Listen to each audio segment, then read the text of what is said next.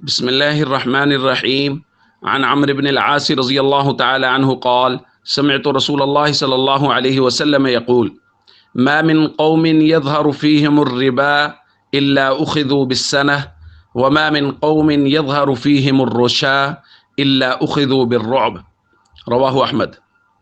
نبی کریم صلی اللہ علیہ وسلم نے ارشاد فرمایا، جس قوم میں سود پھیل جائے ان پر قحط سالی مسلط کر دی جاتی ہے، اور جس قوم میں رشوت عام ہو جائے وہ خوف اور رعب میں مبتلا ہو جاتے ہیں۔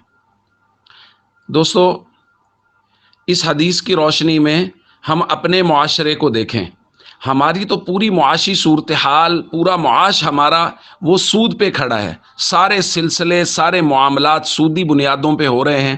اسی وجہ سے ہم لوگ قحط سالی میں مبتلا ہیں۔ اب قحط سالی کا مطلب یہ نہیں ہوتا کہ زمینیں بنجر ہو جائیں، کہ صرف یہی مطلب نہیں ہوتا کہ زمینیں بنجر ہو جائیں۔ قحط سالی کا مطلب یہ ہوتا ہے کہ سب کچھ ہونے کے باوجود کچھ بھی نہ ہو۔ آپ کسی بھی آدمی سے آج کے دن میں پوچھ لیں کہ ہاں جی کیا صورتحال ہے، تو وہ کہیں گے جی بہت برا حال ہے، کاروبار تو چل ہی نہیں رہا، روٹی بھی پوری نہیں ہو رہی۔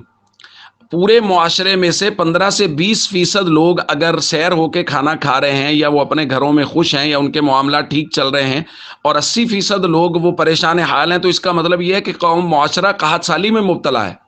تو ہمارا پورا معاشرہ جو پریشان ہے، اس کی بنیادی وجوہات میں سے ایک وجہ ہے سودی نظام، اور دوسرا رشوت۔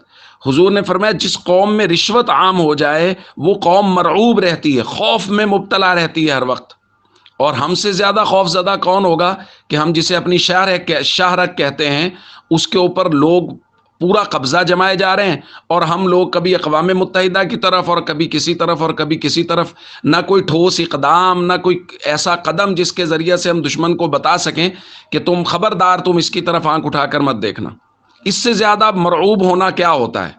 تو اس لیے دوستو، ہم سب کو چاہیے ہم کم از کم انفرادی طور پہ سود جیسی لعنت سے، رشوت جیسی لعنت سے بچیں، اور اس پیغام کو عام کریں کہ اگر سودی بنیادوں پہ کام چلتا رہا تو قحط سالی اور بڑھتی رہے گی، لوگوں کے مسائل اور بڑھتے رہیں گے، اور اگر رشوت عام ہوتی رہی جیسا کہ ہمارے ہاں ہر محکمہ میں چل رہا ہے، تو پھر اس کے بعد تو مرعوبیت ہی ہمارا مقدر ہے۔ ہم لوگ لوگوں سے ڈر ڈر کے ہی جئیں گے جیسا کہ ہم جی رہے ہیں۔